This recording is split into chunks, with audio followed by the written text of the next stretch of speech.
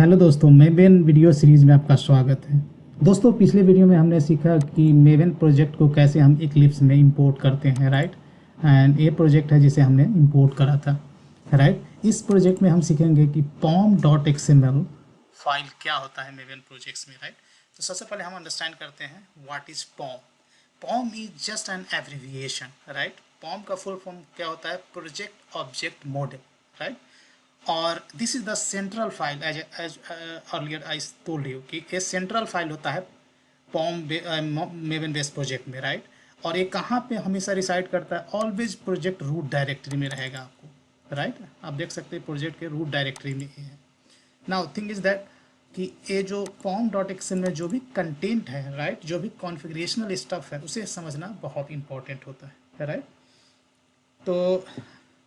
तो सबसे पहले इसमें हम समझते हैं कि what are the necessary configurational element you have to specify in pom.xml।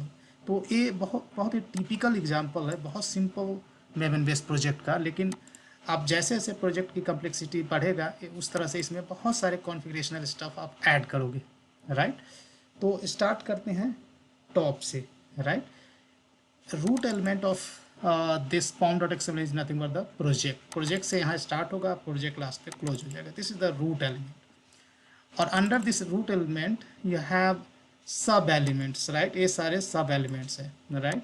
जैसे model version, always you have to specify 400 हमेशा, राइट। उसके बाद हमें क्या है? Group ID, right. What is group ID? as the name itself shows that this is an ID, right, which is unique for any project in an organization, right। किसी भी organization में जो group ID होता है वो unique होता है, right। Sometimes I told you, sometimes in many projects I saw people create a package name with this as well, but in your project you could have many packages, right। तो I would not से कि ये package name के equivalent होता है, but it is a unique across the organization. और एक group में आपको बहुत सारे क्या हो सकते हैं?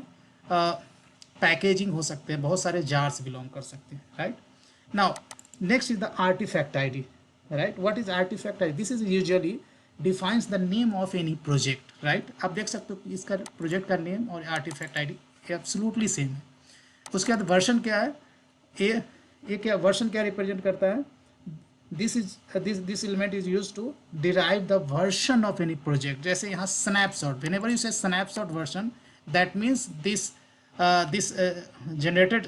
अब हम इसको क्या करेंगे? इसको बिल्ड करेंगे तो जार जनरेट होगा, राइट। बाय डिफॉल्ट पैकेजिंग क्या होता है गाइज? यहाँ पे जार रहता है। आप नहीं भी देते हो तो packaging elements, specifically packaging elements you can specify over here.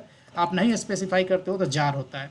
तो जैसे ही ये प्रोजेक्ट को मैं बिल्ड करूंगा तो जार जनरेट होगा, और जार में क्या रहेगा? जार का वर्जन क्या रहेगा? 1.0 स्नैपशॉट रहेगा। That means that is a development version.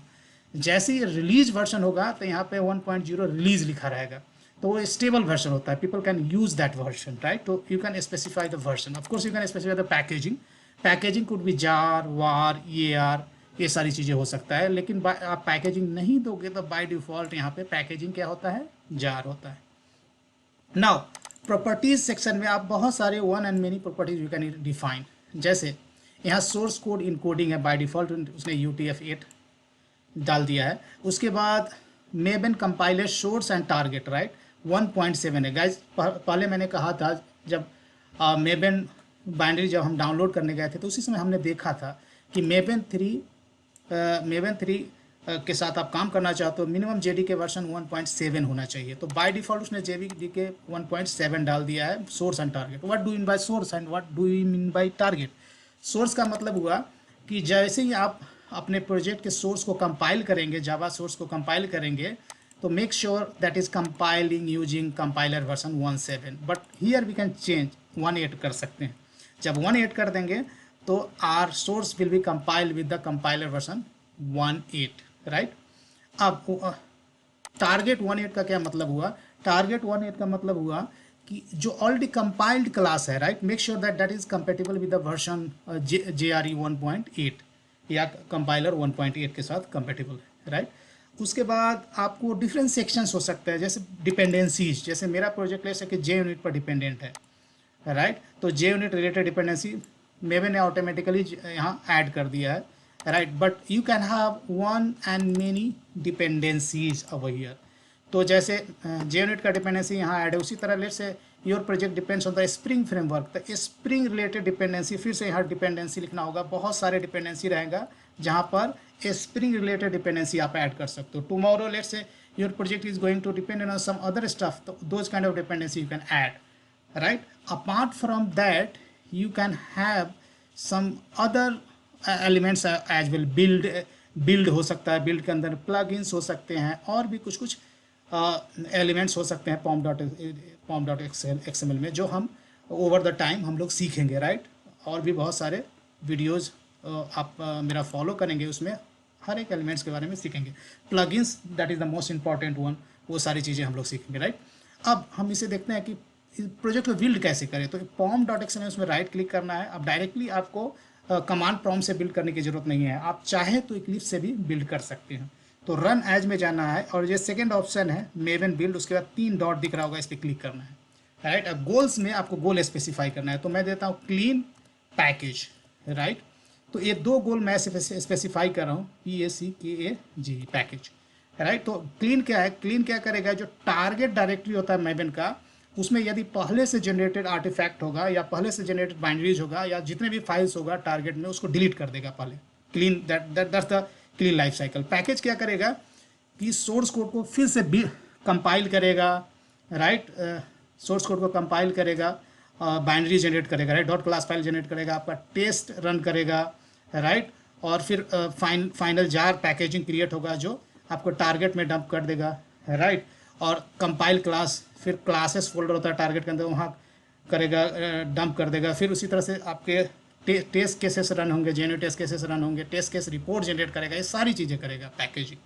तो if I run then you could see all the output on the console, right. यहाँ देख सकते हो लिखता है building my project app, right, version दिया है, और बिल्डिंग जार में कर रहा है, right. If you look at below, तो क्या कर रहा है कि डिलीटिंग टारगेट डायरेक्टरी में जो भी कंटेंट है उसको डिलीट कर रहा है, right. That's why we have given the clean life cycle, right. उसके बाद कह रहा है कि skip non existing resource directory. जैसे मेवन एक्सपेक्ट कर रहा था कि SRC में मेन रिसोर्सेज डायरेक्टरी होना चाहिए, लेकिन मेन के अंदर रिसोर्सेज डायरेक्टरी नहीं है। If you could C, main के अंदर रिसोर्सेज नहीं है, जावा है, राइट। तो रिसोर्सेज डायरेक्टरी क्यों होना चाहिए कि आपके प्रोजेक्ट में लेट से प्रॉपर्टीज़ फाइल है या कॉन्फ़िगरेशन फाइल है या इमेजेज वगैरह है, इस तरह के रिसोर्सेज है, तो वहाँ हम डंप करते हैं। लेकिन अभी सिंपल प्रोजेक्ट है तो उसमें रिसोर्सेज नहीं था, तो हमने क्रिएट नहीं किया था। तो मेवन आपको क्लियरली बोला है कि just I am skipping this because this directory doesn't exist. उसी तरह से आप क्या कर रहा है, changes detected, recompiling the module. फिर वो क्या किया कि जो भी आपका सोर्स कोड था उसको कंपाइल करके क्लासेस, टारगेट के अंदर क्लासेस है, वहाँ बाइनरी को डंप कर दिया, राइट। एक ही हमारे पास सोर्स फाइल है, उसको कंपाइल करके डंप कर दिया। उसके बाद skipping non existing resource directory, जैसे SRC टेस्ट में रिसोर्सेज नहीं है तो इसको भी स्किप कर दिया, राइट। तो लेट से आप जेन्युइन टेस्ट केसेस लिखते हो, उसके रिलेटेड प्रॉपर्टीज़ फाइल हो या इमेजेज हो या कॉन्फ़िगरेशनल स्टफ हो, तो इसमें होना चाहिए, लेकिन उस तरह का कोड हमारे पास नहीं है, अभी प्रॉपर्टीज़ फाइल नहीं है, तो हमने रिसोर्सेज डायरेक्टरी टेस्ट के अंदर क्रिएट नहीं किया था, इसे मैंने स्किप कर दिया। फिर कंपाइलिंग वन सोर्स फाइल, आप क्या कर रहा है, आपका जो टेस्ट केस है उसको कंपाइल कर रहा है, और कहाँ डंप कर रहा है, कंपाइल करने के बाद टेस्ट हाइफन क्लासेस में जो टारगेट के अंदर है, right. If you could see SRC test Java, तो इसमें हमारा टेस्ट क्लास एक है, उसको कंपाइल कर दिया, राइट। उसके बाद कर रहा है sure fire report directory. Sure fire क्या होता है, प्लगइन्स होता है मेवन में जो क्या करता है, टेस्ट रिपोर्ट जनरेट करता है। जेन्युइन टेस्ट आपका एक्सिक्यूट किया, उसका टेस्ट रिपोर्ट जनरेट करता है, राइट। उसके बाद टेस्ट दे सकते हो कि हमारे पास एक ही टेस्ट था, राइट, जो कि एक टेस्ट रन किया, इसमें 0 फेलियर्स है, एरर 0 है, स्किप 0 है, राइट। मतलब हमारा टेस्ट केस जो था वो सक्सेस रहा, राइट। आप देख सकते हो रिपोर्ट है। उसके बाद फाइनल जो बाइनरी जनरेट हुआ, हमारा जार फाइल जनरेट हुआ, वो टारगेट डायरेक्टरी में डंप कर दिया गया है, राइट। और फाइनली मेवन लिख रहा है build success. If you go to the target directory then you will get this jar file, right. Target directory में जाएंगे तो ये जार फाइल आप देखेंगे कि मेवन ने जनरेट कर दिया है। जार फाइल आप किसी के साथ चाहे तो शेयर कर सकते हैं, people can reuse it, right. So guys, इस वीडियो में बस इतना ही। इस वीडियो में हमने सिंपल pom.xml का स्ट्रक्चर क्या होता है, इसके अंदर जो एलिमेंट्स होते हैं उसके बारे में हमने सीखा, राइट। आशा है वीडियो पसंद आया होगा। वीडियो पसंद ऐसे लाइक कर दें, शेयर करें, और के हिंदी ज्ञान यूट्यूब चैनल को अभी तक सब्सक्राइब नहीं किया है तो प्लीज़ इसे सब्सक्राइब कर लें। जाते जाते मैं कहूँगा कि यहाँ जावा AC 1.7 है, इसे चाहें तो यहाँ आप चेंज भी कर सकते हो। यहाँ आप यहाँ लेट से आपके मशीन पे कोई JDK इंस्टॉल है तो उसे कॉन्फ़िगर कर दीजिए। हमारे मशीन पर 2 JDK है, एक जावा 9 है और एक जावा 8 है, तो मैं यहाँ जावा 8 कॉन्फ़िगर कर देता हूँ। राइट, प्रोग्राम्स फाइल्स में जो आपने इंस्टॉल करा होगा जावा, राइट, तो आप देख सकते हैं जावा 8 जावा 9 हमने इंस्टॉल किया, जावा 8 कॉन्फ़िगर कर देता हूँ। इस वीडियो में बता देता हूँ क्योंकि यही कंटिन्यूएशन होगा नेक्स्ट वीडियो का। तो यहाँ जावा 8 आप देख रहे होंगे, नहीं देख रहे हैं, ठीक से फिर से चेंज कर देते हैं हम लोग।